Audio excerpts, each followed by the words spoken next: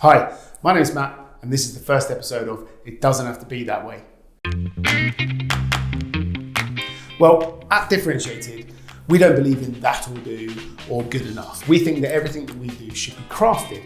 Everything our customers do should be crafted.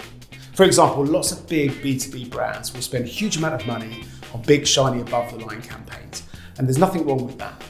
But then many will be willing to put the crappiest looking bid deck in front of somebody with 25 million quid in their pocket. It doesn't make any sense. There's quite a few things that we think don't really make sense. There's quite a few things in B2B marketing we think can be done in a different way. So we're going to call them out, we're going to discuss them, we're going to tell you how we think that they can be done. First up, corporate sales decks. No surprise. This isn't a discussion about the merits of PowerPoint. There are ways that people can pitch themselves, their organization, their solutions, their propositions, whatever, to other people without going anywhere near PowerPoint. The thing is, PowerPoint is really familiar, it's everywhere. Lots of people use it. So it seems to us to get more out of that than it does simply to ditch it for something else.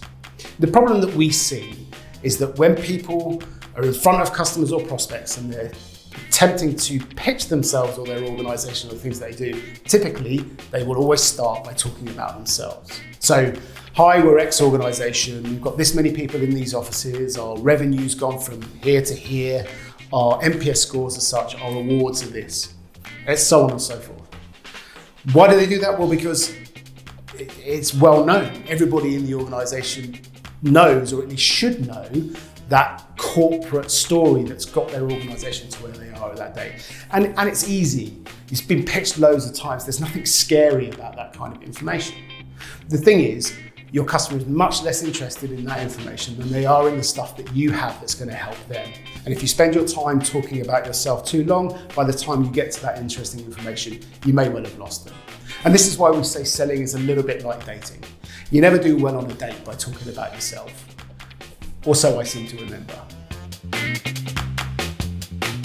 So many of you will be familiar with Simon Sinek and his talk of the golden circles. And that's where he says, those people or organizations who start by talking about why they do what they do are much more successful than those organizations that start with simply what they do. And again, that makes a lot of sense. The problem with it is it means you have to start by talking about yourself. So we think there's a slightly different way. There's a different mechanism that we use that we get a lot of success from when we're trying to tell a succinct story to a customer or a prospect and have an impact. And it follows the form of context, answer, credibility. Context, this is the crucial bit. This is the bit of information where you demonstrate to your customer an element of understanding or ideally empathy with the situation in which they're in. You understand the challenges they face or the opportunities that may be in front of them. The answer bit is then when you say, well, here's how we can help you. Here's how we can help you solve that challenge. Here's how we can help you capitalize on that opportunity. If they're an existing customer, here's how we've already been doing that. And here's what more we can do to help. And that's the bit where the Simon Sinek why, how, what comes in our view. The last bit is credibility. This is the section where you talk about yourself. This is the section where you pitch to the customer or the prospect why you're the right organization to help them. But if you do numbers 1 and 2 really well, then ideally you don't even have to cover part 3. So context, answer, credibility.